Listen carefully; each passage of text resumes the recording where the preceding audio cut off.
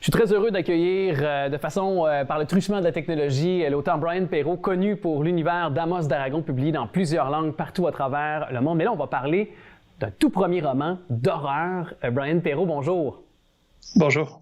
Bien sûr, vous êtes l'auteur, donc, et ça, c'est dans la section du conte interdit chez l'éditeur ADA, donc de La Bête du Gévaudan.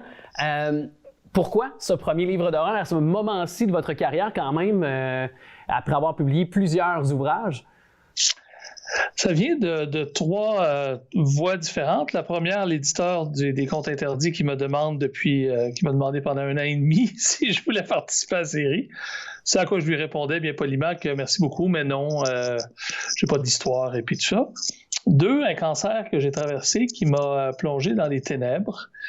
Et 3, l'envie de parler de cette angoisse-là lorsque l'on traverse les ténèbres. Cette chose-là qui nous parle à l'oreille, qui nous réveille la nuit et qui nous dit qu'on ne sera pas les gagnants. Et ces 3 choses-là, accumulées l'une à côté de l'autre, ont fait que j'ai trouvé la voie VOUX du roman. Voilà. Ouais. Et d'ailleurs, je me permets de vous demander, là, ça va bien sur le plan de... Oui, absolument. Tant mieux, je m'en réjouis, puis pour les gens, évidemment, qui nous écoutent actuellement. Et justement, cette bête du Gévaudan, parce que c'est une légende, je pense, européenne, la bête du Gévaudan. Ça fait partie du folklore français au 18e siècle. Une bête dans la région du Gévaudan. En fait, on dit une bête, mais on ne sait pas. Quelque chose se met à tuer des bergers, se met à tuer des gens qui vont au champ. Puis à tuer, mais de façon vraiment violente. Il y a des mains qui sont coupées, arrachées, il y a des têtes qui revolent. Bon, on se demande ce que c'est.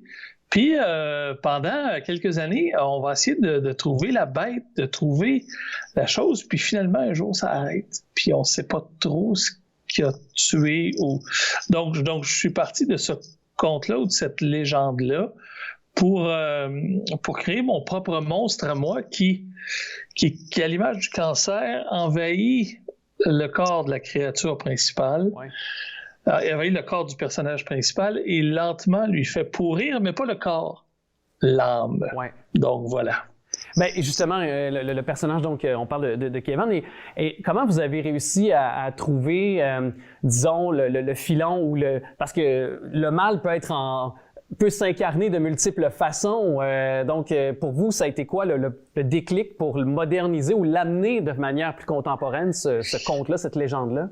Il y a un truc qui existe dans les histoires de loup-garou, c'est la métempsychose. La métempsychose, c'est une âme qui appartient pas à un corps en particulier et qui voyage d'un corps à l'autre et qui peut se matérialiser aussi et qui nous envahit. Fait que je suis parti de ce phénomène-là que l'on retrouve dans plusieurs histoires de loup-garou et pour en faire justement la bête du Gévaudan, cette chose qu'on identifie mal, qu'on ne sait pas trop comment décrire, mais qui rentre à l'intérieur du personnage et qui se met à lui parler. Alors, tout le roman, c'est cette voix, cette créature qui lui parle à l'oreille, qui lui dit des choses et qui lentement le fait de plus en plus sombrer.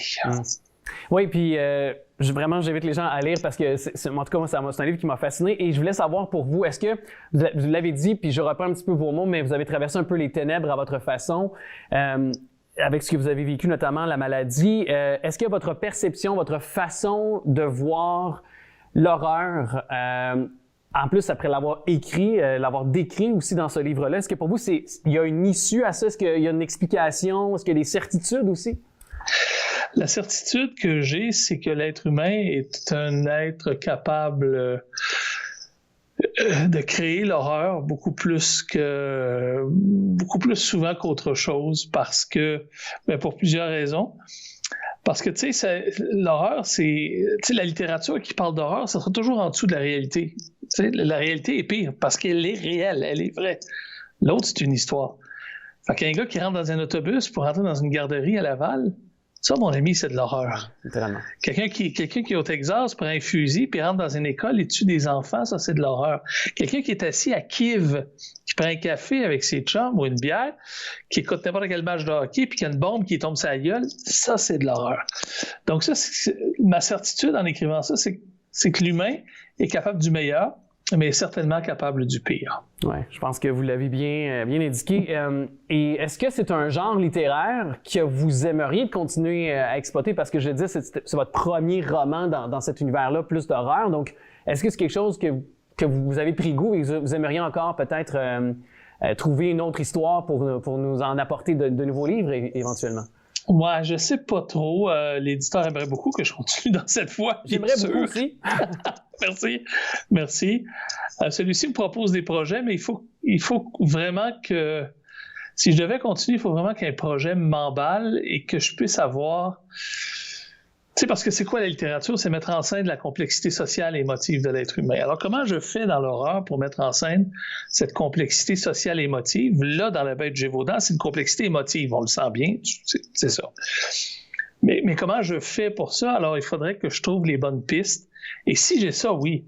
Sinon, je fais pas de l'horreur pour faire de l'horreur. Tu sais, j'ai envie de raconter une bonne histoire. C'est ça le premier but. Puis si on la catégorise comme horreur, ben elle sort de l'horreur. Mais j'ai envie de trouver les pistes d'une bonne histoire. C'est ça qui m'intéresse, moi, dans la vie. Bien, justement, est-ce qu'il y a une bonne histoire dans votre tête actuellement que vous êtes en train d'écrire? Est-ce que vous travaillez sur des nouveaux projets? Ben, j'ai lancé une série jeunesse qui s'appelle La légende marvinienne. Là, je suis en train d'écrire le tome 4. Fait que je suis pas mal là-dedans. Puis je verrai ensuite, je vais continuer cette série-là jusqu'au tome 6. Fait que là, on est là.